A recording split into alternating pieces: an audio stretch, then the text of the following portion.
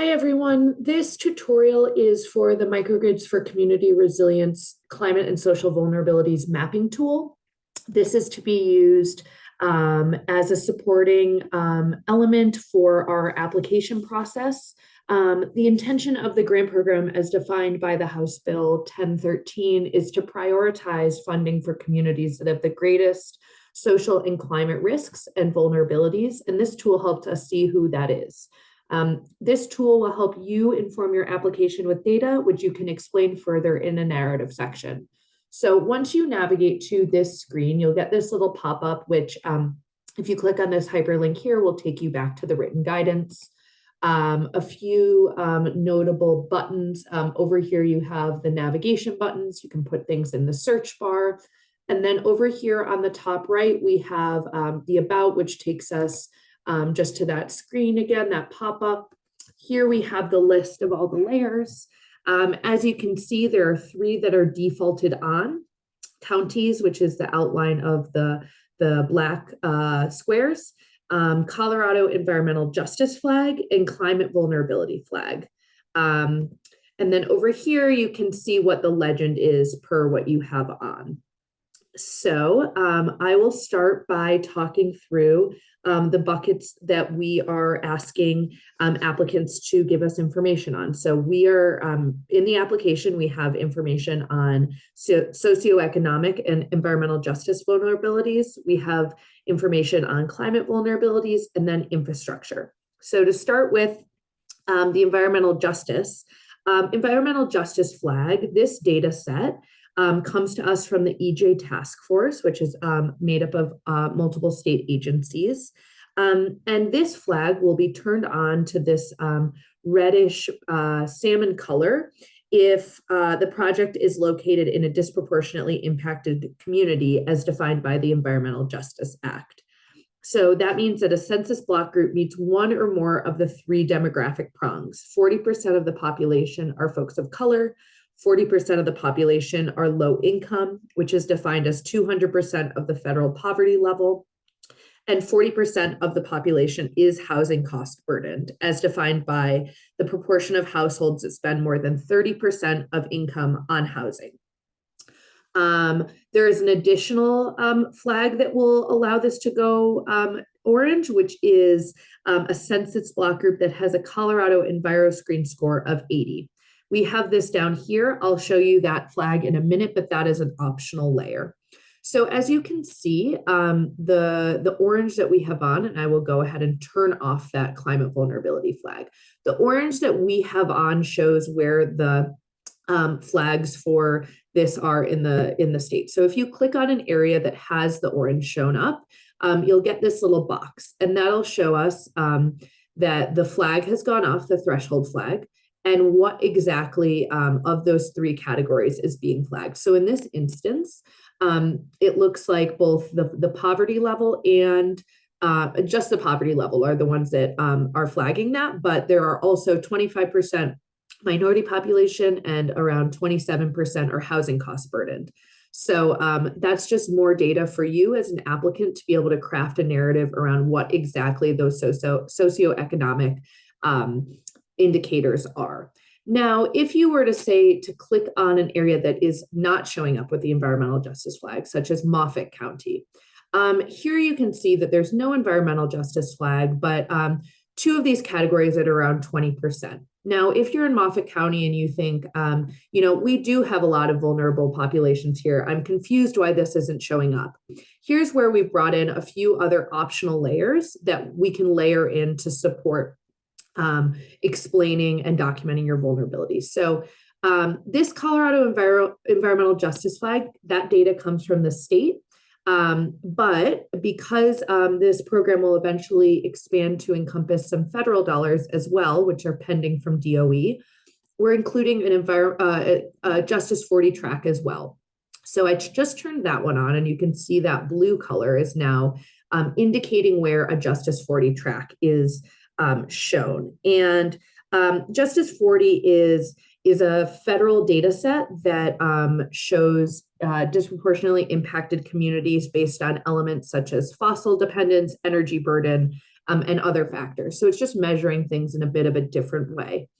As you can see, there are a bunch more blue areas that have popped up. So let's just click down here.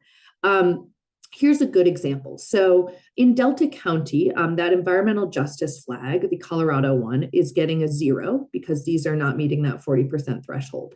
However, if you click over to the right, here we have the information of why this is meeting the Justice 40 track. And you can scroll down and read a little bit more about the variety of elements that went into determining that. There you can see there are 5 screens of data. So that's an example of if your community is not meeting the threshold under that Colorado environmental justice flag, you can click on that Justice 40 track. Now, the other optional layer is the Colorado Enviro screen, which I just turned on. It's green. And there aren't very many of them, but as you can see, there's one right here. I'll go ahead and click on that. And we zoomed in. So this is an example where there is already a Colorado environmental justice flag happening. But if you click through, we are now at the Colorado Enviro Screen block group, and there is more details on air toxins, cancer prevalence, et cetera, that you can get from that data. The Colorado Environmental Justice Flag is built into the Colorado Enviro Screen tool, but the Enviro Screen tool encompasses a lot of other data points, and so it might be helpful for you to be able to see more details than just the 3 demographic details that come up in that EJ flag. So I'm going to go ahead and turn that off and zoom back out. And collapse these. So I'm going to keep this environmental justice flag on for 1 minute while I show you the climate vulnerability flag, which is the purple. And the quick flag I wanted to make is you can see there are 3 colors showing up. The purple is the climate vulnerability flag. The salmon red color is the environmental justice, but then the maroon color is the overlap of the 2. So in this area right here, there is both an environmental justice flag being met, as well as when you scroll over, a climate vulnerability track being met.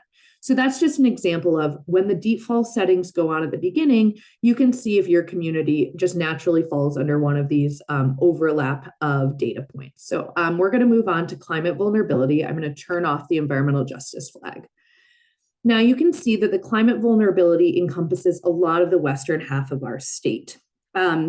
With the climate vulnerability flag, that corresponds to, it meets the threshold if a community's risk of drought, flood, extreme heat, and wildfire compared to the rest of the state is above 50%.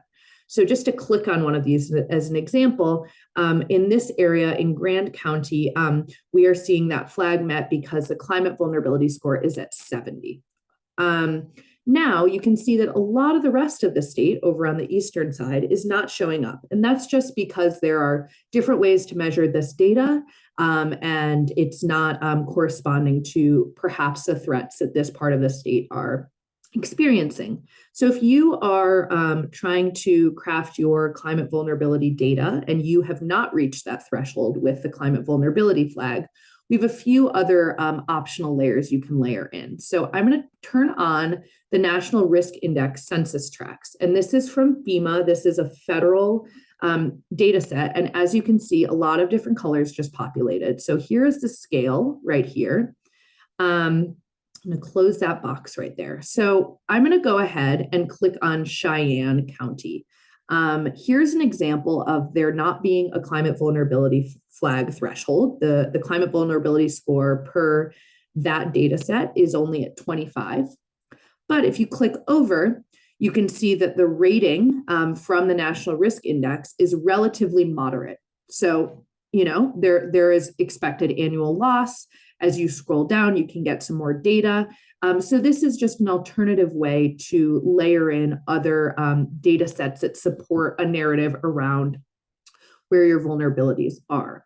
I will just layer in one final optional. We have some drought intensity maps that we can build in. I'm going to turn off the National Risk Index so we can see the colors a little more. And as you can see, here is another layer of scale that we can check on drought intensity, as well as monthly drought outlook. So for example, if I were to click back on Cheyenne, we see that there is still no climate vulnerability flag, but you get some data on the monthly drought outlook, and you can see that for the drought intensity, it comes out as severe. So that would be something to include in your application. I'm going to deselect all of these and go back to the home button so that we zoom out a little bit. And finally, I wanted to highlight the last section of vulnerabilities we'll be looking for data on, and that is infrastructure. Now, for infrastructure, we're really going to be asking for data that comes from outside this map that the utilities will provide. But in case that there is any support that can be brought from layering on a few additional mapping elements, such as substations, power plants, or hospitals, you can see that if you were to zoom in, you get a pretty good idea of where some of the gaps are between some of these areas. If you click on one of them, they'll show a bunch of details on the substation itself or the hospital.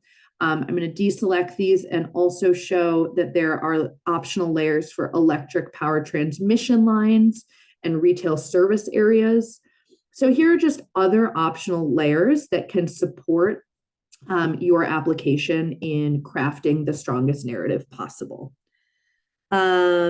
So that is a pretty succinct version of what we are expecting out of this mapping tool. We will be having an office hours that is geared towards understanding how to use this tool in a more succinct way. So if you have questions and would like to come prepared for that, we'll be following up on that via email. But we appreciate your time in watching this, and hopefully this was helpful in supporting your application process. Thank you.